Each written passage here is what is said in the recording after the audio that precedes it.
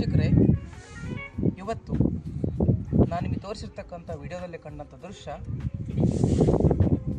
ವಿಜಯನಗರ ಜಿಲ್ಲೆ ಹರಪನಹಳ್ಳಿ ತಾಲೂಕು ಉಚ್ಚಂಗಿದುರ್ಗ ಗ್ರಾಮ. ಈ ಒಂದು ಉಚ್ಚಂಗಿದುರ್ಗ ಪಾಂಡ್ಯರ ಒಂದು ಇತಿಹಾಸದಲ್ಲಿ ನಾವು ಕಾಣ್ತಾ ಹೋಗ್ತೀವಿ.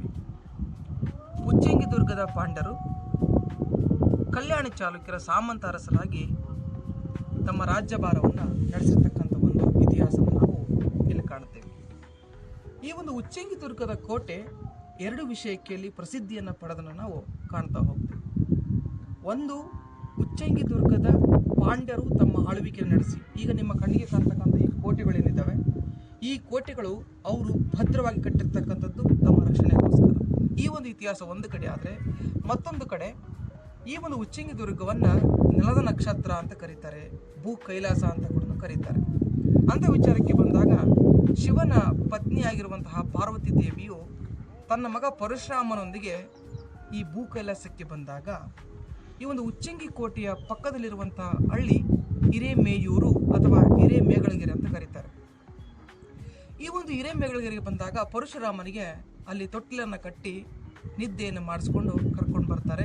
ಆ ಒಂದು ತೊಟ್ಟಿಲನ್ನು ನಾವು ಇವತ್ತಿಗೂ ಕೂಡ ಕಾಣಬಹುದು ಕಲಿಯುಗದಲ್ಲಿ. ಅದಾದಮೇಲೆ ಈ ಅರಣ್ಯ ಪ್ರದೇಶಕ್ಕೆ ಬಂದಾಗ ಪರಶುರಾಮನಿಗೆ ಹಸಿವಾಗ್ತದೆ.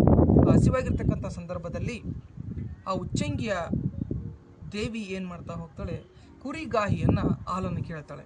ಆ ಕುರಿಗಾಹಿಯು ಏನು ಮಾಡ್ತಾರೆ, ಒಂದು ಮಣ್ಣಿನ ಮಡಿಕೆಯಲ್ಲಿ ಹಾಲನ್ನು ಕೊಡ್ತಾರೆ. ಆ ಹಾಲನ್ನು ಕುಡಿಸಿದ ಮೇಲೆ ಆ ಮಣ್ಣಿನ ಮಡಿಕೆಯ ಬದಲಾಗಿ ಬಂಗಾರದ ಮಡಿಕೆಯನ್ನು ಆ ದೇವಿ ಕೊಡಲಿಕ್ಕೆ ಶುರು ಮಾಡ್ತಾಳೆ. ಆದರೆ ಆ ಕುರಿಗಾಹಿ ಅದನ್ನು ಬೇಡ ಅಂತೇಳಿ ನಿರಾಕರಿಸಿ, ಕೊನೆಗೆ ಇಲ್ಲಿ ಆ ಕುಲದೇವತೆಯಾಗಿ, ಆ ಕುರಿಗಾಹಿಯ ಕುಲದೇವತೆಯಾಗಿ ಈ ಅಮ್ಮ ನಡ್ಕೊಳ್ತಾ ಹೋಗ್ತಾಳೆ. ಕುರಿಗಾಹಿಯ ಮನದೇವತೆಯಾಗಿ ನೆಲೆಗೊಂಡಿರ್ತಕ್ಕಂತಹ ಈ ದೇವಿ ಮುಂದೆ ಇದೇ ನನ್ನ ನೆಲೆಸಬೇಕಾಗಿರ್ತಕ್ಕಂಥ ಸ್ಥಳ ಅಂತ ಅನ್ಕೊತಾಳೆ. ಹಾಗಾಗಿ ಪಕ್ಕದಲ್ಲಿರುವ ಈ ಒಂದು ಸಿದ್ಧರ ಬೆಟ್ಟಕ್ಕೆ ಬಂದು ನೆಲೆಸಲಿಕ್ಕೆ ಪ್ರಯತ್ನ ಪಟ್ಟರು. ಅದಾದ ನಂತರ ಸಿದ್ಧರ ಬೆಟ್ಟಕ್ಕೆ ಬಂದಾಗ ಇಲ್ಲಿರ್ತಕ್ಕಂಥ ಸಿದ್ಧರು ಇಲ್ಲಿ ಮಹಿಳೆಯರಿಗೆ ಪ್ರವೇಶ ಇಲ್ಲ ಅಂತೇಳಿ ಆ ದೇವಿಯನ್ನು ತಡೆದು ನಿಲ್ಲಿಸ್ತಾರೆ. ಆಗ ಆ ದೇವಿ ಹೇಳ್ತಾಳೆ, ನಿಮ್ಮ ಗುರುಗಳಾಗಿರ್ತಕ್ಕಂಥ ಮಾಯಾ ಕೋಲಾರ ಅವರು ನನಗೆ ಆಜ್ಞೆಯನ್ನು ಮಾಡಿದ್ದಾರೆ, ಉಚ್ಚಂಗಿಗೆ ಹೋಗಿ ಅಲ್ಲಿ ನಿಲ್ಲಿಸು ಅಂತ ಹೇಳ್ಬಿಟ್ಟು ಅಂತೇಳಿ. ಆಗ ಪಟ್ಟಲು ಬಾವಿ, ತೊಟ್ಟಿಲು ಬಾವಿ ಎಂಬುವ ಎರಡು ಬಾವಿಗಳನ್ನು ತನ್ನ ತ್ರಿಶೂಲ ಮುಖಾಂತರವಾಗಿ ಇಲ್ಲಿ ಮಾಡಿಬಿಟ್ಟು, ಒಂದು ಬಾವಿಯಲ್ಲಿ ಅನ್ನ, ಇನ್ನೊಂದು ಬಾವಿಯಲ್ಲಿ ಸಾಂಬಾರನ್ನು ಮಾಡ್ತಾ ಹೋಗ್ತಾರೆ. ಆ ಒಂದು ಸಾಂಬಾರಿಗೆ ಬಂಗಿ ಸೊಪ್ಪನ್ನು ಬೆರೆಸ್ತಾರೆ. ಬಂಗಿ ಸೊಪ್ಪನ್ನು ಬೆರೆಸಿದ ನಂತರ ಅದನ್ನು ಊಟ ಮಾಡಿರ್ತಕ್ಕಂಥ ಸಿದ್ಧರು ಆ ಒಂದು ಉಚ್ಚಂಗಿ ದೇವಿಯ ಶೀಲಕ್ಕೆ ಕೈ ಹಾಕ್ತಾರೆ. ಆ ಸಂದರ್ಭದಲ್ಲಿ ದೇವಿ ಮೂತ್ರ ವಿಸರ್ಜನೆ ಮಾಡಿದಾಗ ಆ ಮೂತ್ರ ವಿಸರ್ಜನೆಯಿಂದ ಅವರೆಲ್ಲರೂ ಕೊಚ್ಚಿ ಹೋಗ್ತಾರೆ.